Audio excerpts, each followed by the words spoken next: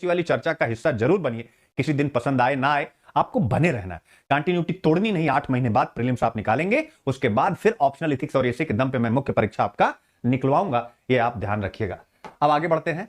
प्रधानमंत्री जनधन योजना क्या है? प्रधानमंत्री जनधन योजना आज डीप कॉन्सेप्ट टॉक का टॉपिक है, जिसके बारे में हम बातचीत करने जा रहे हैं, क्योंकि इसका जिक्र आया है कहां पर, डायरेक्ट बेनिफिट ट्रांसफर वाली स्कीम में इसका भी जिक्र आया।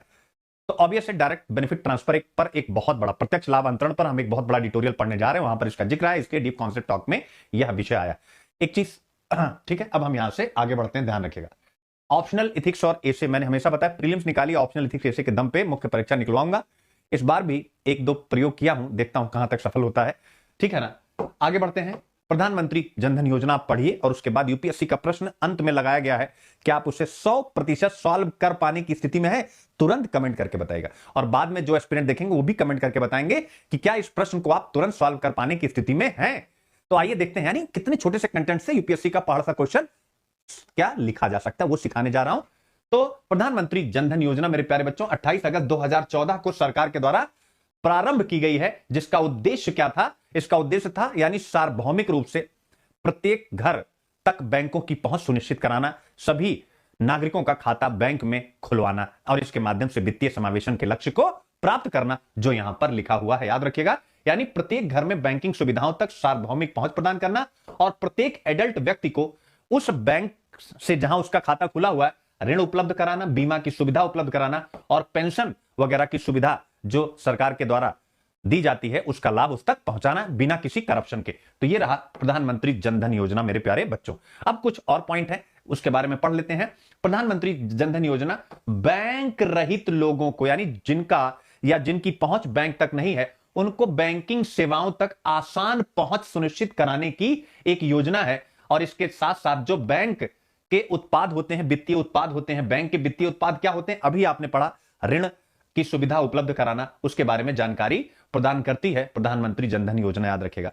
इसके अतिरिक्त इसमें और क्या मिलता है, उन्हें 2 लाख रुपए की दुर्घटना बीमा पॉलिसी भी मिलती है और रुपे डेबिट कार्ड भी प्राप्त होता है। तो आप देख सकते हैं दुर्घटना बीमा भी और रुपे डेबिट कार्ड भी मिल रहा है। तो प्रधानमंत्री जनधन योजना आप देख सकते हैं इसका उद्देश्य क्या है।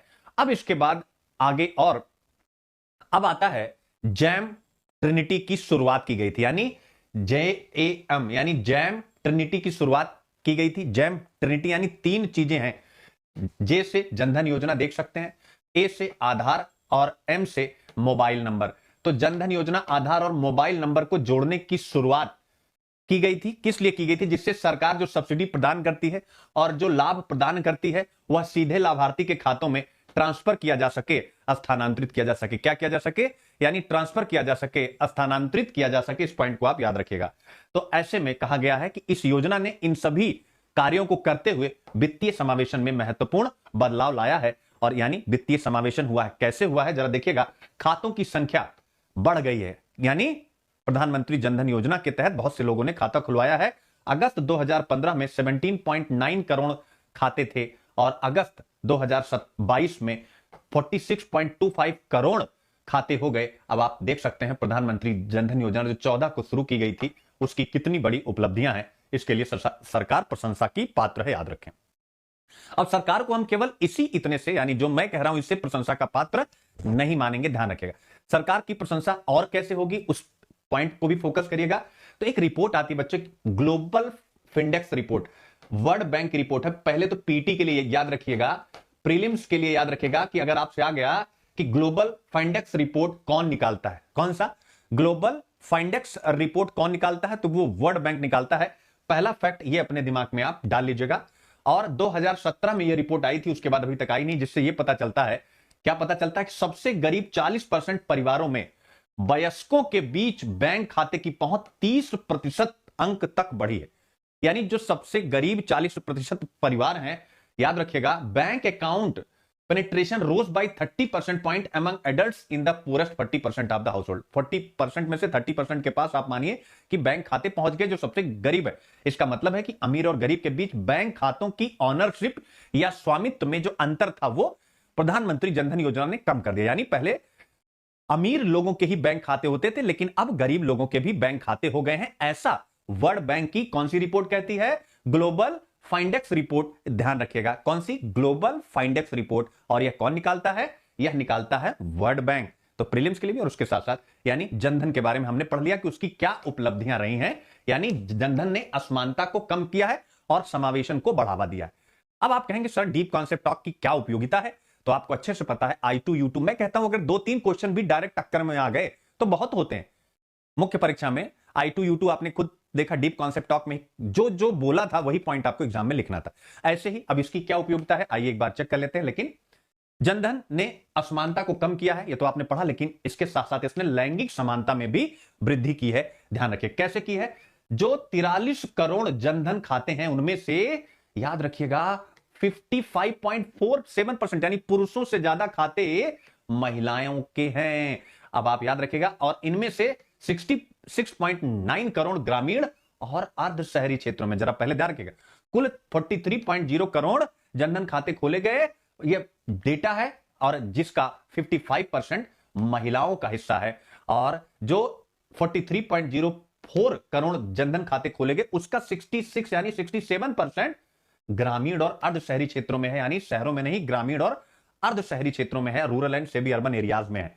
तो आप देख सकते हैं इसने क्षेत्रगत विषमता, लैंगिक विषमता, इन दोनों को कम किया, इसके माध्यम से इसने असमानता को कम किया है।